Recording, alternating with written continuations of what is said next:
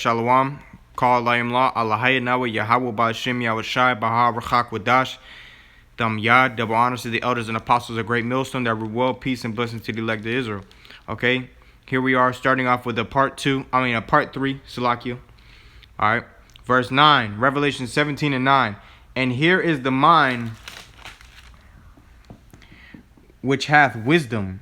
The 7 heads are 7 mountains on which the woman sitteth, okay? And those 7 mountains represent the NATO, okay? And the NATO consists of Germania Minor, Germania Major, okay? Germania Minor, Germania Major, that's 2. The Romans, that's 3. The French, all right, which were once known as the Gauls, okay? That's a part of the ancient Roman Empire or the pagan Roman Empire. The ancient pagan Roman Empire. The French was once known as the Gauls, okay? The Spanish, or once known as Hispaniola, okay? The British and the Greeks, okay? This was all a part of the ancient pagan Roman Empire, okay? Now the NATO consists of more countries now, all right? It consists of a lot more countries now, but those are the 7 main heads, okay? Let me go ahead and see if I can break down those countries real quick, all right? It says, like I said, the mountains equal the governments, okay?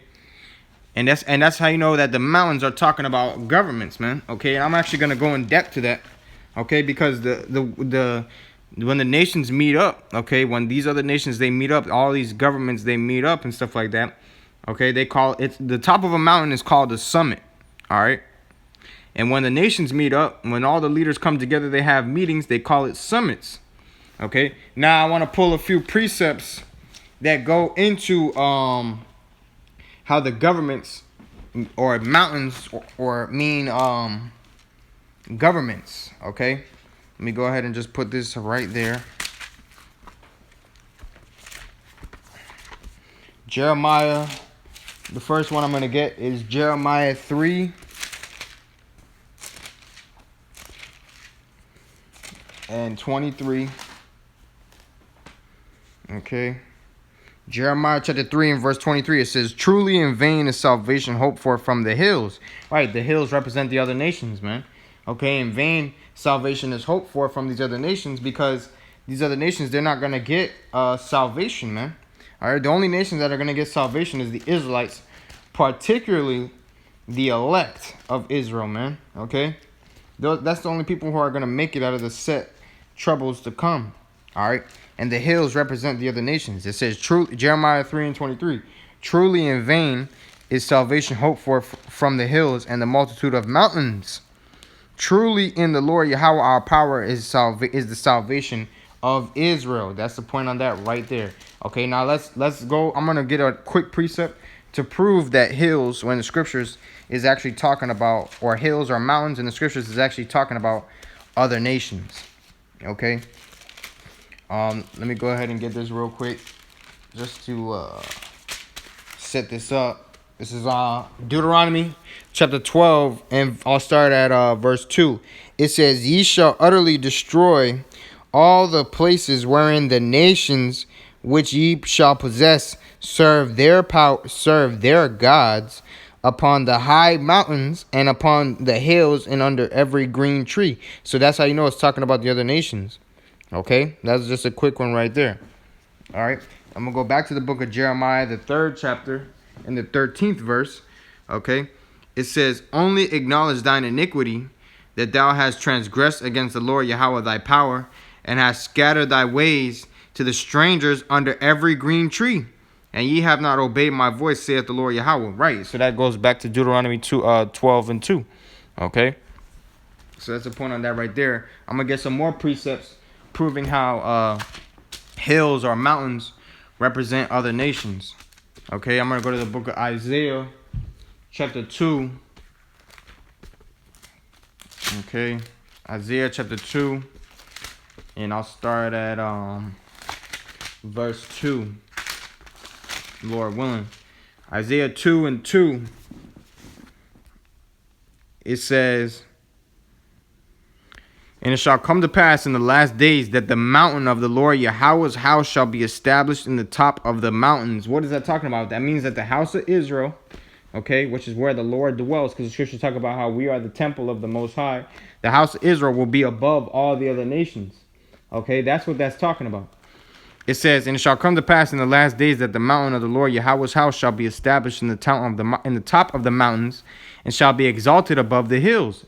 What is a mountain? Is an extremely large hill, man. Okay, it says it shall be exalted above all the hills. All right, and all the nations shall flow unto it. Yeah, man. Okay, because all these nations, they're gonna seek to cleave unto the house of Israel. All right, but mainly the Israelite foreigners. Okay, they're gonna flow unto the house of Israel, and they're gonna be joined unto us again, man. Right now, technically, we're all foreigners, man. We're all Israelite foreigners, you know. All right, technically, and when I say we're all, I'm talking about the Israelites. Okay. It says, and many people shall go and say, come ye, let us go up to the mountain of the Lord Yahweh, which is Mount Zion, to Zion, man. All right, memorial. It says, to the house of the power of Jacob, and he will teach us of his ways, and we will walk in his paths. For out of Zion, it says, shall go forth the law and the word of the Lord Yahweh from Jerusalem. Yeah, man. I believe that's in the Hebrew, Yara Shawalam. Okay? Jerusalem. All right, so now let me get a quick precept for verse 3. Okay, that was Isaiah 2 to 3. And I'm gonna keep reading down actually to verse 4. It says, and he shall judge among the nations, and shall rebuke many people, and they shall beat their swords into plowshares. What does that mean? And their spears into pruning hooks. What does that mean? That means that, you know, all these nations, they're going to put down their weaponry, and they're going to become our slaves, man. Because before, you know, our kingdom is set up, the battle of Armageddon will be there, man. Okay, there will be a battle of Armageddon, or Hamagardwan in the Hebrew, okay, which means the mountain of troops, okay. It says, nation shall not lift up sword against nation, neither shall they learn war anymore. Right. Because what? Because in our kingdom, it's going to be a peaceful kingdom. We're going to be back on top, man. And all these other nations are going to be under our feet, under Yahweh's feet, particularly, you know, but the Israelites come after. Okay. Starts off with Yahweh Bashem Yahushai. All right. This is a quick precept. Like I said, once again, showing that the hills or the mountains represent governments. This is Micah chapter 4 and starting at verse 1. It says, but in the last days it shall come to pass that the mountain of the house of the Lord Yahweh shall be established in the top of the mountains, and it shall be exalted above the hills, and the people shall flow unto it. Okay? That's talking about Israel being over the rest of these nations. All right? The rest of these, that Israel's government, which is Yahweh Bashem Yahushai, and Yahweh Bashem Yahushai's laws, their government is going to be over the rest of these nations, man. Verse 2, it says, and many nations shall come and say, come, let us go up to the mountain of the Lord Yahweh, and to the house of the power of Jacob, and he will teach us of his ways, and we will walk in his paths. For the law shall go forth out of Zion, and the word of the Lord Yahweh from Jerusalem. Okay? And it's just going into it again, man. You know, it's just going into it again, just like what we read in Isaiah 2. Okay? Let me get another precept. It's back in the book of Isaiah, chapter 41. And verse 15. It says, Isaiah 41 and 15. It says, behold, I will make thee a sharp threshing instrument, having teeth. Okay, this is when we're going to get our spiritual powers, man. And we're going to be dashing down these other nations. Okay, if you ever seen that movie Brightburn, that's a perfect movie to somewhat give you an idea of how the Lord is going to set up his elect when they get them new bodies, man. So Israel, or the elect, first and foremost, is going to be known as a sharp threshing instrument. Meaning what? That the Lord is going to give us spiritual powers, and we're going to do work on these other nations, man. These other nations, they're gonna get casted down.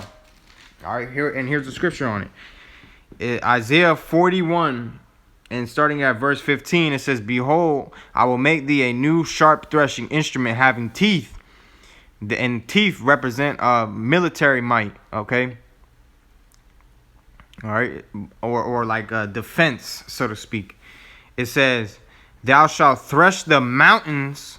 Okay, so what do you think we're gonna do? The Lord's gonna have us out here destroying literal mountains, man? No, we're gonna destroy these other nations. It says, "Thou shalt thresh the mountains and beat them small, and shall make the hills as chaff."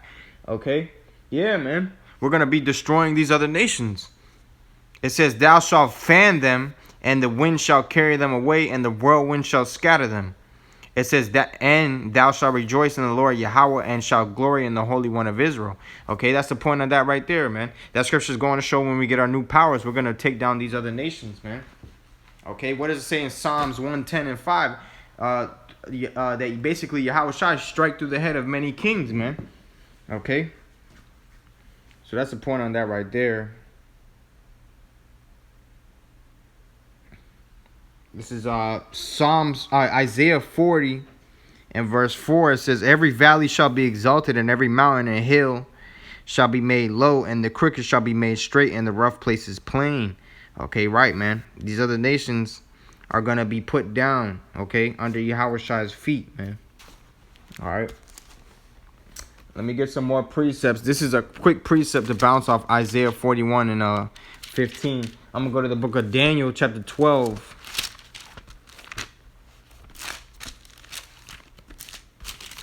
Daniel 12. And I'll start at verse 35. Daniel 12 and...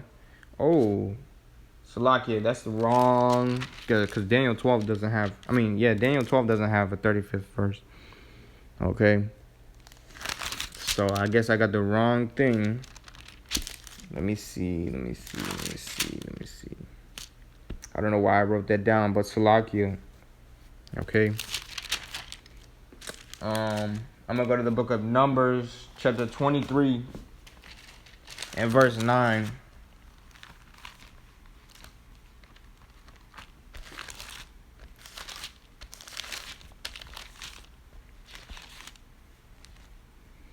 Numbers 23 and 9.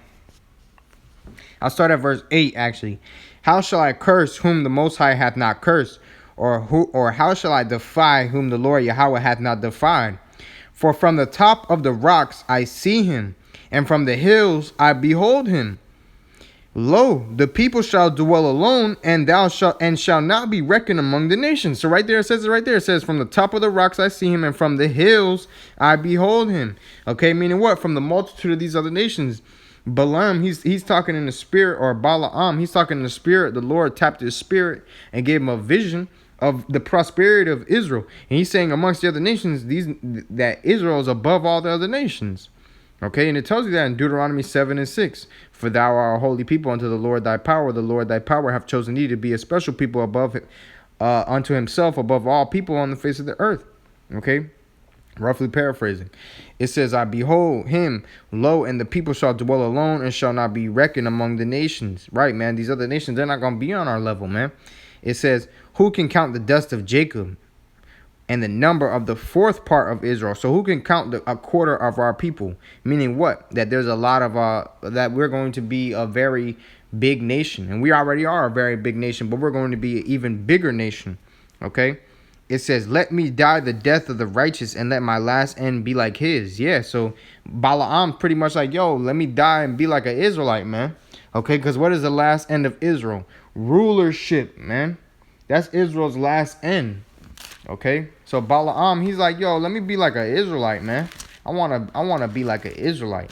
Okay, and all these other nations, that's how all these nations feel on the inside. They want to be like Jake, man. Especially Esau. Esau wishes he was Jake, man. You know, Esau has a love-hate relationship with us, man. Okay? They hate us, but they love us, and they want to be like us. This is Isaiah 13 and verse 2. It says, "Lift ye up a banner upon the high mountain. Exalt the voice unto them. Shake the hand that they may go into the gates of the nobles." Okay? Yeah, man. You know? Upon the high mountain. All right. And what does that high mountain represent? It represents rulership, man. It represents governments. Okay? And how are they going onto the gates of the nobles? Okay? They're going onto the gates of the noble because you have these people coming back to Esau's main officials and they're saying, yo, you got to stop these Israelites, man. They're preaching the truth, man. They're offending us, man. Da da da da da da.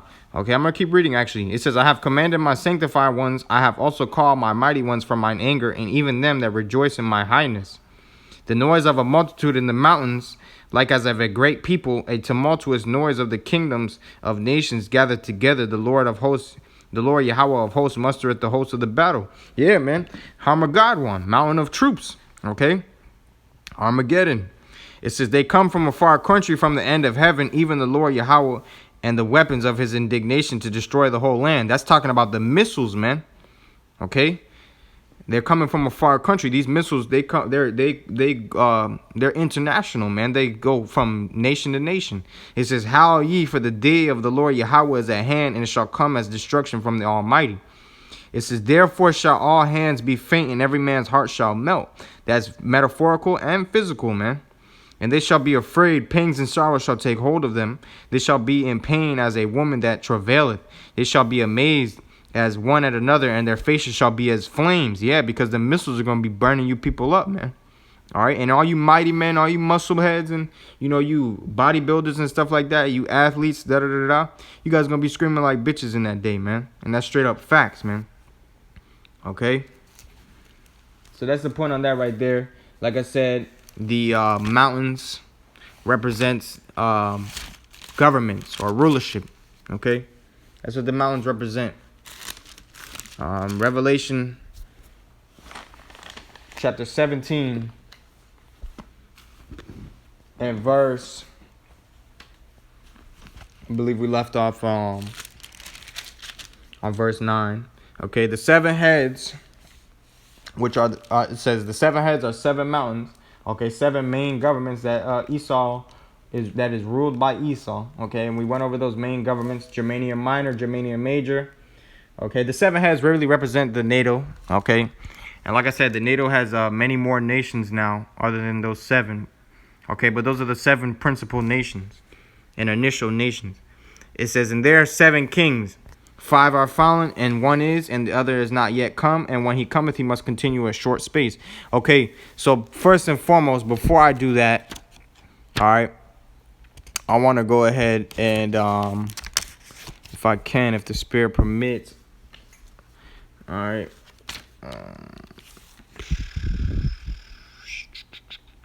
all right, I guess I'll just leave that. All right, and there are seven kings, 5 are fallen, one is, and the other is not, and is not yet come. And when he cometh, he must continue a short space. Okay, now the 5 are fallen are talking about the Spanish, which were known as Hispaniola. Okay, and the Greeks being the last one before the Roman Empire. Okay, and the Roman Empire at this time, where it says one is talking about the Roman Empire. Okay, because like I said, at the time when John the Revelator was writing this was written in I believe 90 AD, if I'm not mistaken. Okay, during Roman rulership, John the Revelator was sentenced to the island of Patmos for preaching the gospel, like I mentioned earlier. Okay, so with that said, when it says one is, it's talking about at the time when the Roman Empire was in rulership. Okay, yeah, 96 AD was the book Revelation written. Okay, the book Revelation was written in 96 AD. Okay, it says, and one is, and the other is not yet come. What is the other not yet come? That's talking about the British Empire. Okay, and or Britannica. Okay, and out of the British Empire came America, and we're gonna get into that. Okay, it says, like I said, the 5 are fallen. So the 5 that are fallen is the Greeks, the Spanish, Germania Minor, Germania Major. Okay, and the French, and the one is Rome. Okay, because it's in John the Revelator's time frame when he was writing this in 96 AD. It says, and the other is not yet come. It's talking about Great Britain or Britannica. Okay, it says, And when he cometh, he must continue a short space. And Britain wasn't in power for too long, man. Because who succeeded Britain? America. Okay, and we're gonna go into that. And the beast that was and is not is the Roman Empire, or the pagan and the modern day Roman Empire. It says, even he is the eighth. Okay. And is of the seven. Right. So is of the seven, meaning America came out of the Britain Empire. You know, the pilgrims, they came to the Americas for quote unquote religious freedom or whatever under British rule. Okay, and America still takes America. They were still paying homage to Britain, man. That's why you had the British taxing them. Okay, and then you had the British Tea Party or whatever. Okay. It's not really whatever, but that's, you know what I'm saying? I'm just saying whatever. But those little things that goes to show you that that Britain was still under their rule. Then eventually America was quote unquote freed from Britain, was from the Revolutionary War. Okay, and America so-called gained its independence in the 1700s, man. Okay, I believe the year 1776. Okay, which what you people known as 4th of July. All right. That was when America was free from, quote unquote, free from British rule, which they still paid homage to Britain. Okay. And it was through the spirit that they quote unquote, beat Britain in the war, because it was known as that Britain, they had the money to keep fighting. But basically, you know, it's through the spirit that the Lord, like the scripture says, the king's heart is in the hand of the Lord. And as the waters, he turneth it whithersoever he will. So the Lord put the spirit on them British generals to basically be like, yo, F it, man. You know, let them be. Okay, because it was of the spirit, the prophecies had to be fulfilled. All right, verse 11, it says, and the beast that was, okay, it says, and the beast that was and is not, even he is the eighth and is of the seventh and goeth into perdition. Right, goeth into perdition means going into destruction, and America will be destroyed. Okay, so that eighth part is talking about America. It comes from Britain and it goes into perdition, meaning America will be destroyed by way of the ICBM nuclear missiles. Okay, and Britain is going to take part in that destruction, man, because Britain is a part of the NATO and the EU. Okay, or really the beast. All right. Verse 12, it says, in the 10 horns, which is the European Union, okay, which consists of it started off with 10 principal nations, but now it consists of 28 to be exact.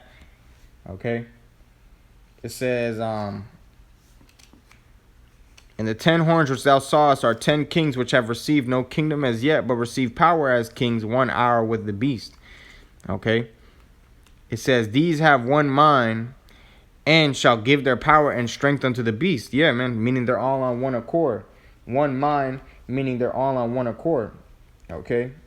So that 1 hour is not a literal hour. It's more, well, at least human hour. It's more of a time frame that the Lord has set up. Okay. Now, I'm not saying go and do the math, you know, but if it's in your spirit to do so, okay, if the Lord approves, of course. But I'll say this, one year with the Most High, no, it's like 1 day with the Most High is 1,000 years, okay? And 1,000 years with us is 1 day with the Most High, all right? It says, verse 13, these have one mind and shall give their power and strength unto the beast, okay? Yeah, meaning they're all on one accord. All right, they're all in an allegiance or an alliance. Verse 14, these shall make war with the Lamb, and the Lamb shall overcome them, for he is Lord of lords and King of kings, and they that are with him are called and chosen and faithful. Talking about the elect. Esau plans on making war with the elect. Okay, and you can read about that. You know, 2nd Ezra, the 13th chapter. Okay, Revelation 12. All right. There's more scriptures. Here's another one. Okay. Revelation 13. 2nd Ezra, the 13th chapter, really goes in depth into it. You know, verse 15. It says, and he saith unto me, the waters which thou sawest, where the whore sitteth, are peoples and multitudes and nations and tongues. Right, man. Okay. So Esau, he's over many nations. Okay. Mainly America, particularly America, is over many nations.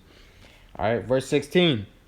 And the 10 horns, which is the EU, the European Union, which thou sawest, upon the beast, these shall hate the whore.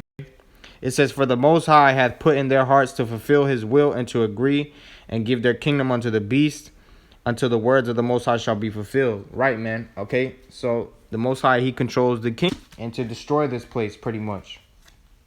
You know? Let me get the precept real quick. Let me get a quick precept. I'm gonna go to the book of